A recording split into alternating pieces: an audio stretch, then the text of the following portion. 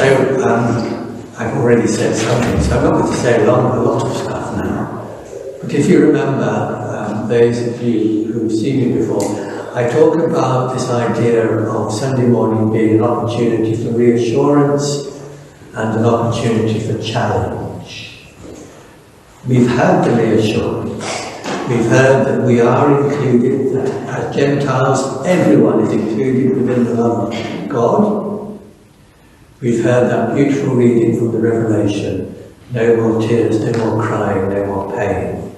That's the good news, that's the reassurance, that's what we take out with us into the week to equip us, to help us to be Christ in the world. But what is the challenge? What's today's challenge? Is there anyone you can't stand? Do you know of anybody that you just simply cannot stand? Now, I'm not asking you to put up your hands and tell us. That would be very revealing. But I'm sure that you are all such lovely people that there's nobody that you can't stand. Nobody in the world, whether it's somebody in your family or your neighbour or your whatever. Now, as some of you know, I come from a little village called Great Whittington, which is out towards Hexham. There's a bit of a spat in the village, a bit of a spat, and it's all to do with the village hall. And I tend to be in the middle of things. I'm a sort of tri-neutral thing. So I actually went to see one person who was on, as it were, on one side. And I said, you know, there's an awful lot of hurt here. There's a massive amount of hurt in this village. We somehow or other need to acknowledge that hurt and try and get together and talk it out together. Unfortunately, this conversation didn't get very far. And what that person reported back to their village hall committee was that I told him he'd got to apologise. I didn't actually say that. I said, we've got to acknowledge the hurt. He went back to the village hall committee and told them all, John Sadler said we've got to actually apologise. So quite a lot of people started not talking to me in the village for a while. Now, I find it quite difficult to talk to him because he misrepresented me, and I didn't get a chance really to actually, to sort of put forward my side. So it is a bit difficult. Now this is a while ago. I saw him this last week, and we were beginning to sort of form a bit. But I have to say, if somebody says, is there anybody you can't stand? I'm not going to tell you his name. But that guy comes to mind.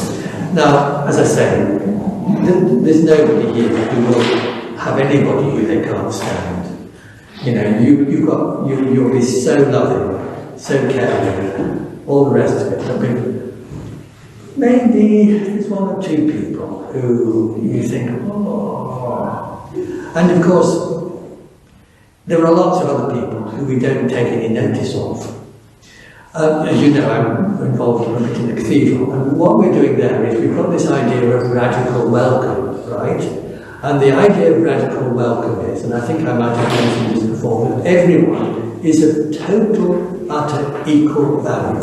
So if into the cathedral comes somebody who's been on the streets the night before, who's smelling a bit, not terribly savoury, really wants to go to the toilet, blah, blah, blah, blah, and then somebody else comes in the cathedral who happens to be the Lord Lieutenant of the County,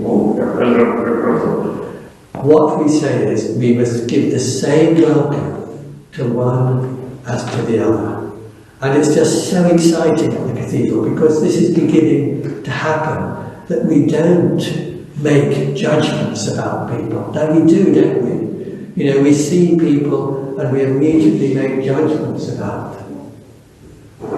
But we somehow or other have to try and get out of that making judgments, because what Jesus calls us to do, he says, love one another.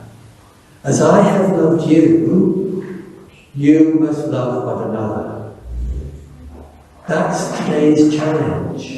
And it's not just about people we can't stand that we know, or people in our families who are real pains in the neck.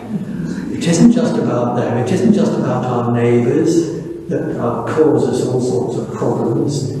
It's not just about people who I was talking about at the cathedral. It's, Putin. What do we feel about him? I mean, in many ways I feel so sorry. How can you love someone like that? And yet love, ultimately, is the most powerful force in the whole of the world. Sometimes it's a very risky thing to do, because sometimes you can love somebody and they push it back in your face. But you have to keep going, because of course that's what Jesus did.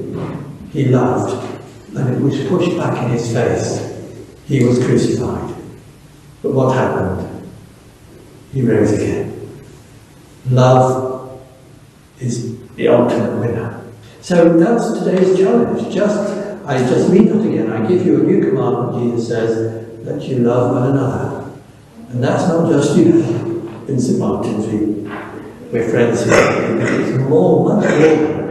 Just as I have loved you, you also should love one another.